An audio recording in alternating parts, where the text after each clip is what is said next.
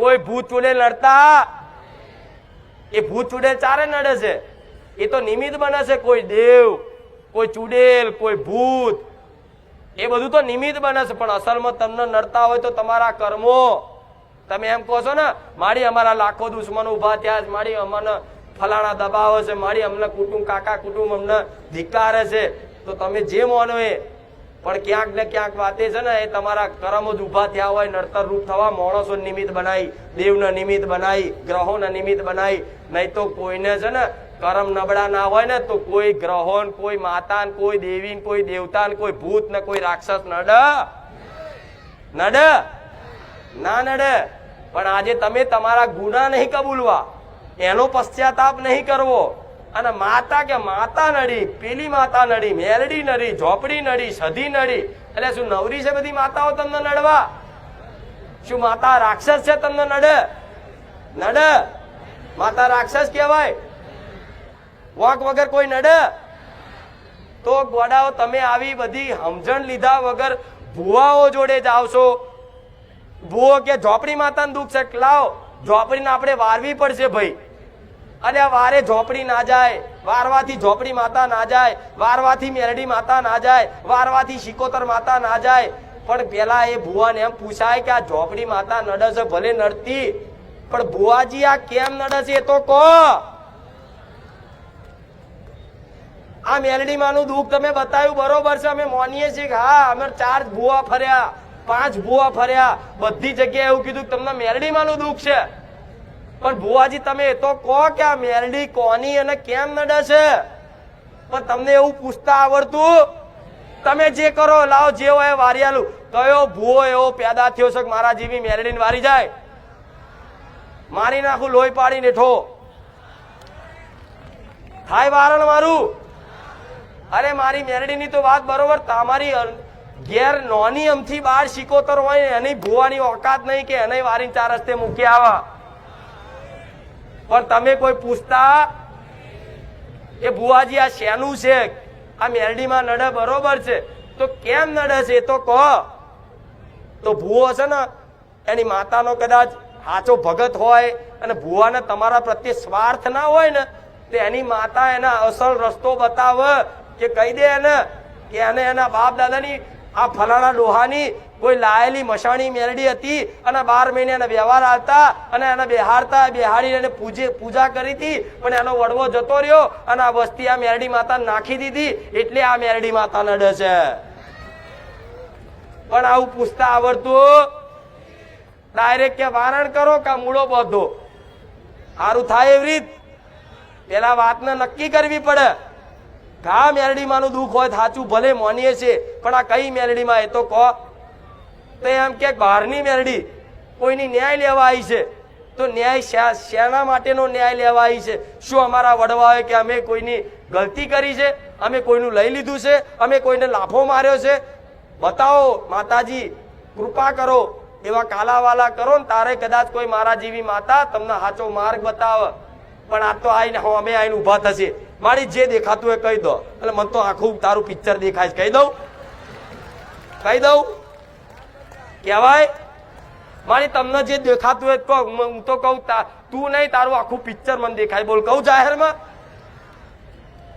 પણ આવી કોઈને સમજ લેવી, બધાને કઈક આશીર્વાદ આલ દો, કૃપા કર દો, બસ કઈક જંતર મંતર કરી આલો, અમે કાલે જ કરોડપતિ થઈ જઈએ, કાલે જ સુખી થઈ જઈએ, એક જ રવિવાર ભર્યો માની બધું મળી જશે.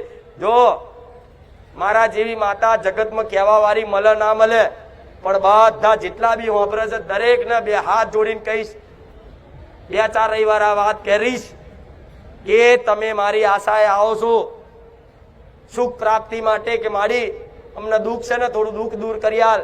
તો તમારા દુઃખ દૂર કરવા માટેની મારી તમામ બધી કોશિશ હોય છે. હું મારા ભગવાનને તમારા માટે કગરું છું. મેલડી, રોમવારી મેલડી, કે મારા આયેલા ભાવિક ભક્તોને કોઈ નિરાશ થઈને ના જાય.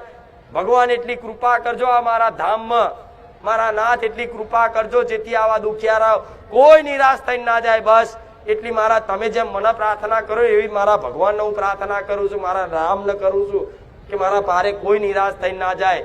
તો મને છે ને તમે મારી આશાએ આવો, અને આશાએ આવીને ઓટા ફેરા કરીને આ મીરામ ફરીને પકોડીઓ નાસ્તા કરીને જતા રહો અને 5 રવિવાર ભરો અને 5 રવિવાર ભરી અને એમ કહો કે હું 5 રવિવાર ભરે પણ હારું મારું દુઃખ મટ્યું નહીં, એ દાડ મને મેરડીને ખોટું લાગશે.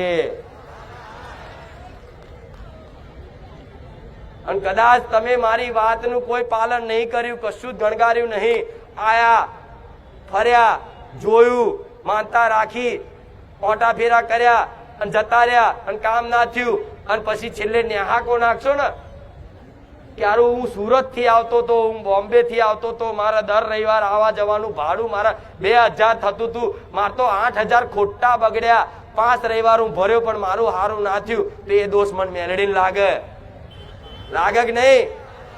તમે મારી આશાએ આવો, હું તમારી આશા પૂરી ના કરી શકું, એનો મને અપરાધ લાગે કે નહીં?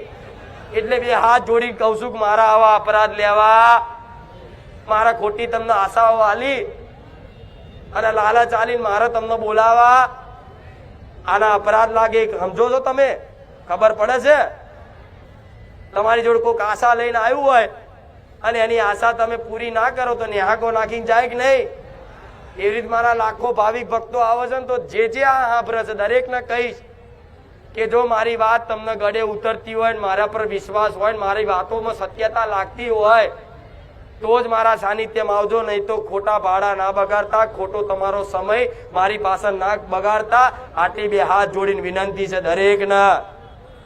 કોઈ આવું જાહેરમાં કે છે નહીં કે ભુવાઓ તો આમંત્રણ આ છે કે આવો આવો આવો. હું માતા એવું કઉ છું કે મારી પર વિશ્વાસ, મારી વાતનો વિશ્વાસ આવતો હોય ને તો જ અહીં આવો, તો જ અહીં બેહો, નહીં તો ખોટા ભાડા ના બગાડશો, ખોટો ટાઈમ ના બગાડશો. કેમ? મારા ભીડ ભેગી કરીને મને નરેન્દ્ર મોદી એવોર્ડ નહીં આલવાનો. આ તો બધી મારી મહિમા છે, આ ભીડ બાજુ નજરે નહીં મારતી, ક્યારેય પ્રસન્ન નહીં થતી. જોયું કે આખા ગુજરાતમાં મોટું સાનિધ્ય લઈને બેઠી છે, ક્યારેય નહીં કહેતી. પણ મારી વાતોમાં કઈક સત્યતા હશે, મારા સતમાં કઈક પ્રમાણ હશે, તારે આ બધો મેરો ભેગો થાય છે. તો જો બધાના દુઃખ મટે છે ને, તો બધાના દુઃખ કઈ રીતે મટે છે એ તમે ઓળખો, એ જાણો. મારી વસ્તી કોણ છે, મારો દીકરાનું નામ શું છે, એનાથી મતલબ નહીં. અહીં સેવકો કોણ કોણ છે, મેન સેવકમાં કોણ છે, મારી ડ્રાઈવર કોણ છે, આ બધું ધ્યાન રાખવાની જરૂર નહીં. તમે ઓળખ રાખો ને તો મારા શબ્દોનો રાખો, બીજા કોઈનો ના રાખશો. જો કદાચ હું મેરડી સાક્ષાત મળવા ના આવું મને કળિયુગમાં મહામાયા ના કહેતા. પણ અહીં તો આવશે એટલે 17 વખત તો આગા પાછા. અહીં તો સારો નંબર નહીં આવતો, હા તો નહીં આવતો નંબર, ચોખ્ખું કઉ છું. જાઓ જાહેરમાં કઉ છું, મારા સાનિધ્યમાં પૂછવાનો નંબર